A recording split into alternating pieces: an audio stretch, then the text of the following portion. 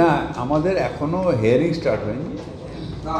আমাদের যে birth certificate date আর birth certificate লাগে ডিউরিং হিয়ারিং, বা যারা ফর্ম 6 জমা দেবে তাদের ক্ষেত্রে লাগে। এসআইআরে যারা এখন আমরা যেরকম ফর্ম দিলাম, আমাদের কাছ থেকে বিএলওরা কোনো ডকুমেন্ট নিচ্ছে না। যাদের 2002-এর নাম আছে তাদের কোনো ডকুমেন্ট লাগবে না। যাদের বাবার ভোটার লিস্টের নাম আছে, ঠাকুরদাদার আছে, অনেক সময় হয় যে 2002-এ ছিল এই ফ্যামিলি, কিন্তু অনেক সময় নাম নেই। কেন নেই আমি জানি না। তাদের ক্ষেত্রে অনেকের এসে চাইছে না। এখন থেকে আমরা ওটা ব্যবস্থা করে দিচ্ছি যে যখন যেখানে হিয়ারিং হবে সেখানে তো লাগবে, যাদের লাগে যাতে আমাদের এখানে পর্যাপ্ত অফিসার থাকে দেওয়ার জন্য, সেটা আমি ব্যবস্থা করছি। পোর্টালের থেকেও আমরা এতেও করে দেবো, ম্যানুয়ালিও করে দেবো। মানে ক্যাম্প না, আমরা এখানেই করে দিচ্ছি। যে আমাদের যে কাউন্টারগুলো ছিল ওখানে কিছু লোকজন দিয়ে দিচ্ছি, যারা এগুলো ম্যাক্সিমামটা যেটা হয় সেটা হচ্ছে অনেক পুরনো, সেগুলোকে সার্চ করতে অনেকটা টাইম লাগে, প্রচণ্ড সার্চ করতে। আর ওই যে আমার ঠিক ঘরের নিচেই হচ্ছে রুম, রেকর্ড রুম, ওইখানে গেলে মোটামুটি একটা লোক ধুলোতে ভূত হয়ে যাবে। ধরুন আজ থেকে 50 বছর আগেকার যদি খাতা বার করতে হয় কালিয়া, মানে আমাদের কেওড়াতলা শ্মশানে, তার বিরাট ঝামেলা। কিন্তু এনিওয়ে আমাদের করতে হবে এটা। আমরা একটু লোকজন রাখা, একটু দরকার হলে টেম্পোরারি কিছু লোক যারা এই রেকর্ড রুম থেকে ওগুলোকে বার করবে, আমাদের লেবার বা এরকম ওদের এর সাহায্য আমরা নেব। এটা আমি করছি। বড়ো ওয়াইজ রেকর্ড থাকে না, একটা সার্টেন এরপরে হেডকোয়ার্টারে চলে আসে রেকর্ড। বড়ো ওয়াইজ এর রেকর্ড থাকে না। যেটা আপনার এতে রয়েছে সেটা আপনার কোনো অসুবিধা নেই। আপনার কী বলে ওটাকে, আমাদের নেটে যেটা ওয়েবসাইটে যেটা আছে সেটা নিয়ে তো প্রবলেম নেই। সেটা বড়োতেও নিতে পারেন, আপনি নিজেও ডাউনলোড করে নিতে পারেন।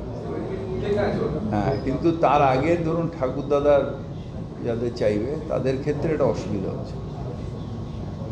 যেগুলো এতে ওয়েবসাইটে আছে সেটা নিয়ে কোনো সমস্যাও নেই, সেটা যতগুলো চাইবে আমরা বড়োতেও দিয়ে দেবো। কারণ বড়োতে আমাদের বাংলার সহায়তা কেন্দ্র আছে, ওখান দিয়েও পাবে। এগুলো নোট করে নেবে না রনিতাজি, এগুলো বলছি। আমি বাংলায় গান গাই। সোমবার থেকে চালু করব।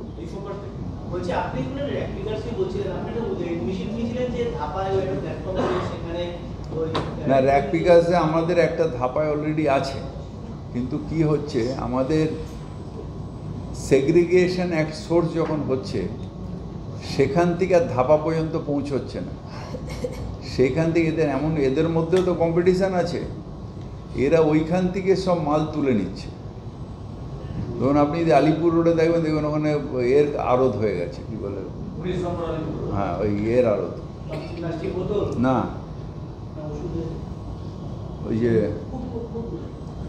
ওই যে যেটা বাক্স হয়, করিগেটেড বক্স, আড়ত হয়ে গেছে।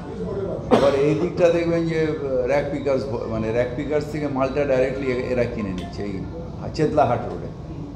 এরকম শুধু একটা জায়গায় না, এরকম অনেক জায়গায় আছে যেখানে এগুলোর সমস্যা হচ্ছে। ধাপা পর্যন্ত আমি তো ভেবেছিলাম যে এগুলো সব যাবে ধাপায়, সেখানে গিয়ে র্যাক পিকার্সে কুড়বে, তারপর তারা ওখান দিয়ে নিয়ে নেবে। এটা তার আগেই পাড়ায় পাড়ায় হয়ে যাচ্ছে। যে পাড়ায় পাড়ায় যারা করছে, যারা বিজনেসম্যান যারা ওটা কালেক্ট করবে, সেখানে তাদের যারা বেচবে তারা কিন্তু ওইখানে এসে শুয়ে থাকে। সকালবেলা ঝাড়ু হওয়ার পর প্রথম মালটা কে ধরবে, এটা ওদের কাছে কম্পিটিশন। কিন্তু আমরা চাইছি যে এই ঠান্ডার মধ্যে ফুটপাতে না শুয়ে তারা ওখানে যাক, এসে পরে করুক। আমরা তো ইনফ্যাক্ট একটা প্ল্যান করছি, এখনও হয়নি, যে আমরা নাইটে করব। সকালবেলা নোংরা শহর না দেখার থেকে রাত্রিবেলা আমরা যদি শহরটাকে ঝাড় দিতে পারি, এটা আমাদের ওয়ার্কারদের সাথে সবার সাথে মিটিং করতে হবে। এটা খুব সহজ না, এটা টাফ ব্যাপার। কিন্তু যদি আমরা এটাকে হ্যাবিটে করতে পারি যে নাইট সুইপিং, তাহলে সকালে যে নোংরা পড়ে থাকে, আজ মানুষকেও যদি রাত্রিরে যদি নোংরাটা দিয়ে দেয়, সকালে দুম করে ফেলে দিল, দুপুরে ফেলে দিল, আমাদের আমাদের মতন বাড়ির থেকেও তো হয়, দুপুরে মাল ফেলে দিলাম, সকালে ফেলে দিলাম, যখন আমার বাচ্চা এটা ভরে গেল তখন ফেলে দিলাম, তার আগে আমার খেয়াল হলো না যে ফেলতে হবে। সকালে যদি সবাই ভোরবেলা দিয়ে দেয় তাহলে তো প্রবলেমই হয় না, হুইসেল মারছে নিচ্ছে না, দুপুরবেলা যখন কাজের মাসি বেরোচ্ছে তখন সে ফেলে দিয়ে চলে যাচ্ছে রাস্তায়। সমস্যা তো এগুলো আছেই, কী করা যাবে। যাক আমাদের 90% করে ফেলেছি, আর 10% কই না। বাঙালি যতদিন থাকবে মাছ আর ভাত খাবে।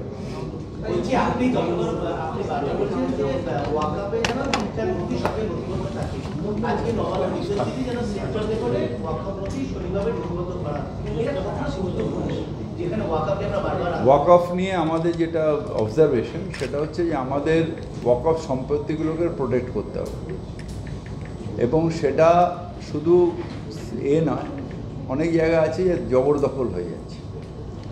সেই জায়গাগুলো নবান্ন একটা বলেছে যে একটা নথিবদ্ধতার মধ্যে আনলে, এগুলো তো অ্যাকচুয়ালি সরকারি সম্পত্তি, মানে ওয়াকফ হয়েছে সরকারের একটা বডি, ওয়াকফ বোর্ড, তার আন্ডারে যেন তার যে সম্পত্তি একজন দিয়ে গেল ওয়াকফকে, আর আমি সেটাকে প্রাইভেটাইজ করে নিলাম, আমি নিজের জন্যে খেতে শুরু করলাম বা প্রমোটারকে দিয়ে দিলাম, এটা যাতে না হয়।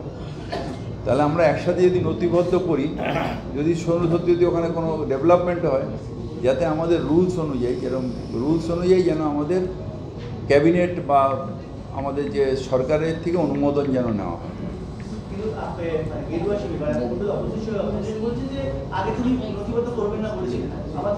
ওই নথিবদ্ধ না, আমি ওয়াকফ বিলের বিরুদ্ধে, ওয়াকফ বিলের বিরুদ্ধে। আপনার রাত্রিবেলা আলো নিভিয়ে সবাইকে বার করে দিয়ে ওয়াকফ বিল পাস করেছে, ওটার বিরুদ্ধে আজও আছে, ওইটার বিরুদ্ধে আজও আছে। কিন্তু নথিবদ্ধ আমার সরকারি, আমি এই ট্রান্সপারেন্সি, আমার কর্পোরেশনে কত জমি আছে ওয়েবসাইটে দিতে আমার ক্ষতি কী আছে? আমার ওয়েবসাইটে আমার কর্পোরেশনের কত জমি কোথায় আছে সেটা দিতে আমার ক্ষতি কী আছে, যদি আমার কোনো অসৎ উদ্দেশ্য না থাকে। তাতে বরং ভালো যে গভর্নমেন্ট সেক্টরের যে জমিটা সেটা এনমার্ক হয়ে থাকবে যে আমার এটা গভর্নমেন্টের জমি, যে কেউ গেল ওয়েবসাইটে দেখলো যে এটা বাবা এটা ওয়াকফের জমি, এটা কর্পোরেশনের জমি, এটা ভালো। তো ট্রান্সপারেন্সি তো সবসময় ভালো। দাদা, সম্প্রতি মুখ্যমন্ত্রী কলকাতাতে পলিউশনের মাত্রা বাড়ছে, পলিউশনের জন্য আমরা যথেষ্ট সচেষ্ট আছি। কলকাতা একটা জায়গা যেখানে আমাদের এয়ার ডাইলুটেড হয় না, মানে আমাদের কাছে সমুদ্র নেই তো যেখানে ওখান দিয়ে এয়ার আসবে, এখান দিয়ে ডাইলুটেড হবে, যেটা বম্বেতে আছে, চেন্নাইয়ে আছে। সেই জন্য দিল্লিতে সমস্যা সবথেকে বেশি। আর কলকাতার সমস্যা হচ্ছে যে কলকাতায় আমাদের হাওয়াটা হাওড়া যাচ্ছে, হাওড়ার থেকে হাওয়া এখানে আসছে। তো এইটার জন্যে আমরা স্প্রিংক্লেয়ার কতগুলো নামিয়েছি, 20টা স্প্রিংক্লেয়ার চলছে, আর চলছে মিস ক্যানন ফগ মেশিন চলছে। যেখানে যেখানে আমাদের এনভায়রনমেন্ট, ওদের তো এআই প্যারামিটার আছে, সেখানে বলছে যে এখানটা পলিউশন লেভেল বাড়ছে, সেখানে আমরা হ্রাস করছি এই ফগ মেশিন নিয়ে। আর স্প্রিংক্লারগুলো সকালবেলা গাছে টাছে সব জায়গায় দেওয়া হচ্ছে, রাত্রিরে দেওয়া হচ্ছে, যাতে আমাদের মাত্রাটা ঠিক থাকে। কিন্তু আমাদের যতক্ষণ না সিটিতে 100% ফসিল ফুয়েল গাড়ি থাকবে, ততক্ষণ আমরা 100% এটা সাকসেস আনতে পারবো। কিন্তু আমি খুব খুশি যে অন্তত অনেকটা বেটার এখন আমাদের অন্য অন্য সিটির তুলনায় আমার কলকাতা এয়ার কোয়ালিটি অনেক বেটার। আমাদের বিল্ডিং ডিপার্টমেন্টও প্রচুর, আমি দেখছি যে রাস্তাঘাটে যে ওই বালি ফেলে থাকা রাস্তার মধ্যে, তারপরে ডাস্ট, যেগুলো ডাস্ট পলিউশন যেটা ওড়ে, সেটা অনেকটা অ্যারেস্ট করা গেছে। ওনারা রাস্তায় জল দিচ্ছেন সকালবেলা যাতে ডাস্টটা না ওড়ে। তো এগুলো আমরা করছি, কিন্তু 100% তো করা যায় না, কারণ লিমিটেশন অফ রিসোর্স থাকে, সেটা আমাদের আছে।